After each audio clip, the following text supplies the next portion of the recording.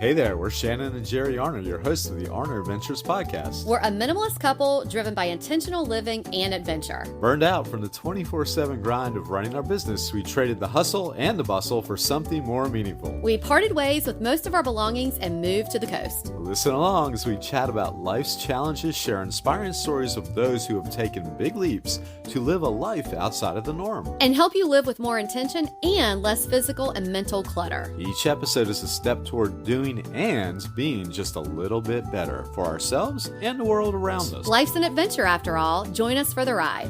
It's the Arner Adventures podcast. Hello, everyone. I'm Shannon. And I'm Jerry. And we are back for episode 190 of the Arner Adventures podcast. You're right about that. Yeah. I can't believe it. We're almost at 200. Yeah, we are. We are. I know. It's amazing. I can remember getting to 100. Me too. We celebrated with Betty, and it was so lovely. Yeah. Oh, well, 200 is going to be just as lovely. And you know what? We are so thankful that you're here for 190. Yes, we are. And we're excited to take you along on the future, heading towards 200. Yeah. Mm-hmm. Well, this episode, you know what? The idea came to us and we were like, what a great topic, because I think we all as humans depend on advice from people, right? Like you either have a mentor or there's someone in your life that whom you trust and you ask them. And this episode is not about why you shouldn't listen to people's advice. But sometimes there are people who are accustomed to, I don't know, it could be the American way, I'm using my finger quotes, or it could be just the norm in their life about the things that you should and shouldn't do, expectations of society, whatever it is. We were reflecting recently on the best advice that we ignored and how we're so thankful that we did. And we were like, we should share what that is. It's a good idea. The best advice we have right now is taking our own to share this with you. Yes. Yeah. Okay, so listen, Jerry and I love a good cruise, but you know what we really love? A cruise with no kids on board. That's right. We're talking about Virgin Voyages, where the only thing screaming is, well, espresso martinis at 2 a.m. It's just a totally different vibe. Virgin Voyages doesn't cruise, they voyage. Think elevated experiences, stunning ships, incredible food, no water slides filled with goldfish crackers. And the sea terrace? Don't even get us started. Hammocks on the balcony? Mood lighting? We're not saying we moved in, but... We almost did. And guess what? We've got the hookup. Head to arneradventures.com/virgin-voyages to grab our access key so you can save on your next voyage and get some sailor loot. That's onboard credit to spend on drinks, spa, tattoos, or whatever floats your yacht. And while you're there, grab our free Virgin Voyages bar guide. Yes, free. It'll tell you exactly which bars are worth visiting, what to order, and where to find them on the ship. You'll be an expert before you even embark. You want to sail like a pro? We've got you. Again, that's arneradventures.com/virgin-voyages. Go now. Thank us later. Just don't blame us when you come back wondering why every other cruise doesn't feel like Virgin Voyages.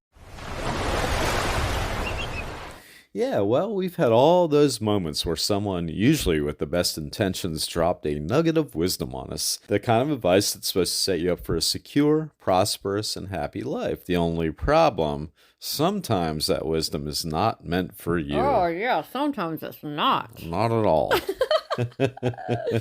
Because wisdom is not a one-size-fits-all thing. It can work for some people in some ways and not some in other ways. You gotta pick and choose your good advice. So over the years, we have ignored much of the advice we were given that we were told would guarantee the so-called good life. Yeah. So, again, thankfully, we did ignore it. And there's a lot of advice, great advice we've both been given that we have not ignored.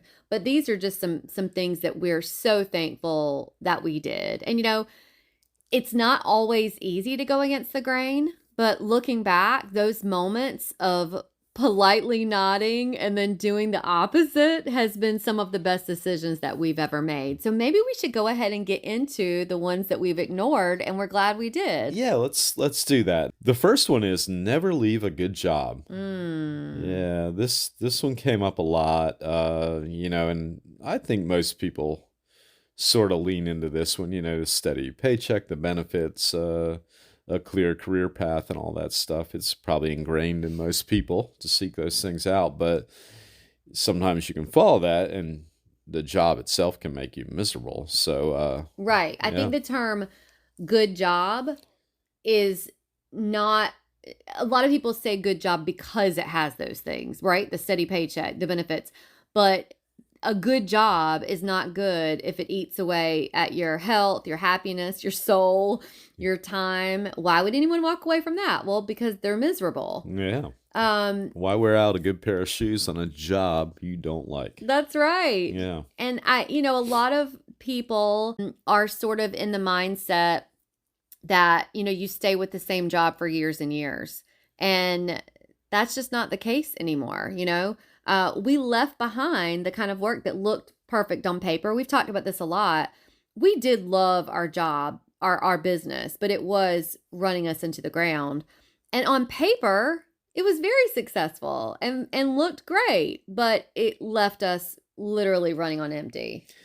Yeah, it sure did. I think the around the clock nature of that work, and everything was just a lot of elements there. There was a lot of good elements, but a lot that didn't make it sustainable for the long haul, Yeah, and I as we say. remember I remember when we would talk to some people in our lives just about, you know, could the trade-off be better? Like, having more control of our lives, even if it, means less predictability. I remember several people were like, no, it's going really well. You don't need to do that. You don't need to, you need the stability. And while that may be true in a lot of cases, yeah, it was just about our mental health and what we knew in our gut was going to be better for us. And we do have an episode that we talked about, gosh, early on in our podcast, on the Great Resignation, and that's linked in the show notes. And we kind of get into that deeper about people who, just leave their job because they can't handle the stress of it and take the risk. And for some people, it works out and it's worth the risk. For some, if it messes with your mental health to leave a job, then don't. Do what's best for you is the whole point of this episode. Yeah, and it's a good point to make that. Yeah, there, you don't put yourself into a box that you don't fit into. You got to really sort of look at who you are, what you value, what you're good at, and try to fit it into some kind of job that's sitting out there, or create your own job. Yeah. Yeah. I think, well, let's lead on to a next topic here is buy as much house as you can afford. The house is a key thing for most people. Yeah. This advice is practically tattooed on the American dream. Isn't it? It is. Yeah. It's, yeah. The idea is that a bigger house means that you've made it. We bought into that once, then realized we were working to keep it up and only using about a tenth of the house. Right? Yeah. So downsizing freed us up from a mountain of expenses, gave us a lot of flexibility to spend money on things we value, like travel and experiences, and it also kept us from just stashing things away like people do in their walk-in attic or their three-car garage, Mm. instead of making the decision to donate it to somebody, sell it, or trash it. Yeah. Like, Yeah. yeah, it's like the more space you have, the more that you feel like you need to fill it. Yeah. But And yeah, you're so right. Like we live smaller now, as many of you know, and if you live smaller, even tiny or whatever, just for the space that you need, you do know where things are. you too. It reduces a lot of, well, I can't find that. Let me go buy another one. You Yeah. know, Uh-huh.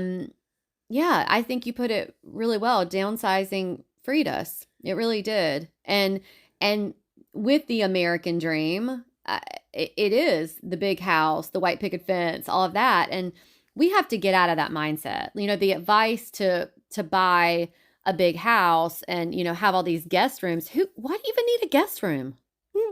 I mean, it unless you're running a B&B, like if we have this mindset that we need a guest room, and you don't need a guest room. If someone's coming over a few times a year, get a roll out bed or a blow up mattress or whatever, or they can get a hotel. And if they don't like that, they don't have to come see you. But it Yeah. is sort of ingrained in us that we all need a guest room that sits empty. If they're coming to see you a few times a year, I think they need some new hobbies anyway. You know what I'm saying? Yeah. Yeah. Stick it out, it will get better. That's Are you saying stick it out and it'll get better in this episode, or is this a piece of advice? yeah, that's working in two ways. Stick it out with us, folks. This episode, It'll get better. it'll make sense eventually. Yeah, so sometimes sticking it out means keeping yourself stuck, whether it's a work project, a living situation, or a lifestyle choice. We learn that change does not always happen if you wait it out. You have to make the change. Yeah. Mm-hmm. Yeah, that goes like Jerry said for the job we talked about earlier, or if you're in a bad relationship or whatever the situation is, just stick it out is not always the best advice. You know, I think you have to know when to stop, or you have to know when to move on, and that's okay. As my mom says, people, things are chapters in your life. There are chapters in the book of life. That chapter's moved on. Let's move on to another chapter. That's Yeah, okay, yeah. you know? You read a book from front to back. That's how you live your life too. Yeah, Yeah. you should. So the next one is retire at 65, then enjoy your life. Or it could be just enjoy your life when you retire. You know, work really hard and then enjoy your life. This might be the most dangerous advice of all, in our opinion, because of a few things. Number one, it assumes that you're going to be healthy, have all the energy that you have in your 30s, 40s, 50s, and still want to do the same things decades later. So, what we have learned, and we continue to sort of try to live by this, is to really be here now, enjoying every single moment. So we decided when we made our big lifestyle change to stop putting our bucket list on hold. So instead of waiting until someday, we started prioritizing adventures and experiences and meaningful moments now. Now, look, again, this doesn't mean that, you know, we're doing all the things that we plan to do one day when we retire, but we if we want to do something, we try to go ahead and set the goal to do it now. Like, let's just enjoy it. Life is so short and it's fleeting, and none of us know how much time we have. And this isn't doom and gloom. It's just about enjoy every second of your life. Don't work yourself to death to hopefully enjoy your life at retirement age, because, you know, there's some things that you might want to do now that you might not be able to do then. Yeah, they always say on their deathbed, people never say they wish they would have worked more. Never. I don't know anybody that Never. would say that, or that they had more crap in their house. Or more Nobody ever stuff says in their that. house. Yeah. Gosh darn it, I really wish I had more time to buy more crap. Yeah, I know. I wish I would have bought that second, whatever, Or fourth, whatever. or fourth, whatever.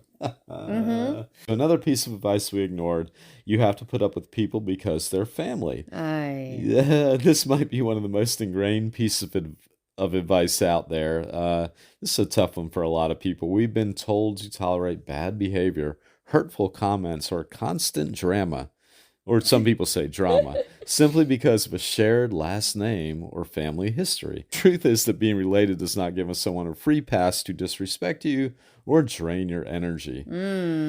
Setting boundaries, even with family, has been one of the healthiest choices we have made. And I think, Totally. yeah, sometimes setting boundaries is almost more important, I think, with family than with other people out there, because family will hit you below the belt sometimes. You know, they'll say to Yeah. you what they wouldn't say to other people.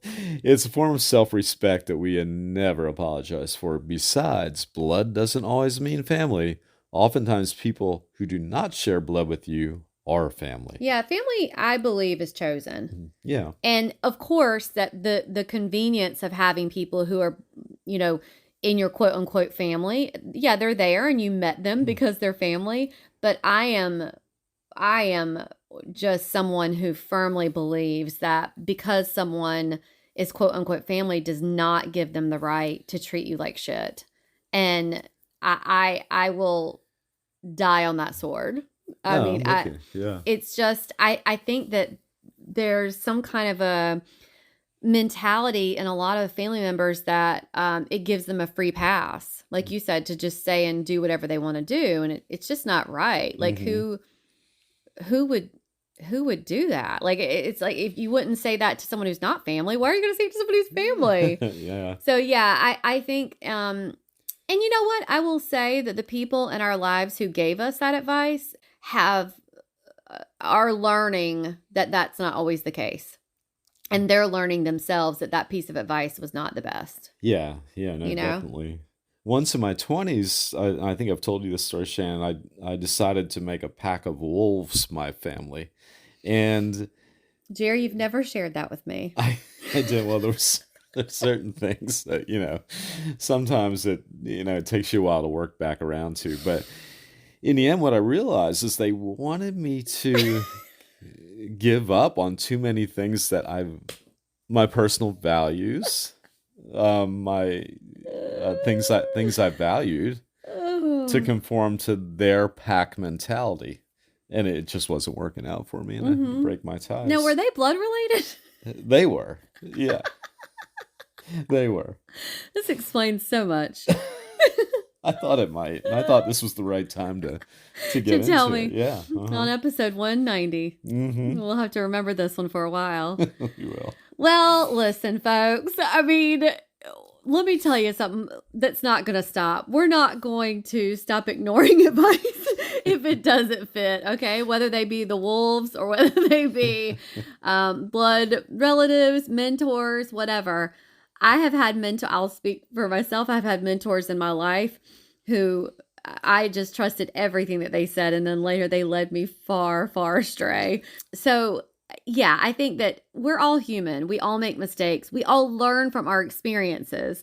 So we do trust the advice of people. I think it's great to consult with people and get people's opinions, especially if they've experienced certain things, but then take it and make it your own. Not all advice is bad, but not all advice is for you. And so most of what we've ignored came from a place of love, of course, but also a place of convention. And the best thing that we've done is to build a life that works for us. So, not one that looks good to everyone else. That's right. If you've been clinging to advice that no longer serves you, it might be time to try to do the opposite. You might be surprised at what happens when you stop following the script. If this episode resonated with you, or if you know of someone who would benefit from what we talked about, please share it with a friend. It's a great way of supporting the podcast, and we really appreciate it. Another way of supporting the pod is by leaving us a 5-star review or rating on the platform you are listening to us on. And go ahead and hit that subscribe button. That also supports us. You can always find us, the show notes, and sponsors who support the podcast at arneradventures.com. And until next time, enjoy the journey you're on. We're wishing you lots of adventures. Bye-bye.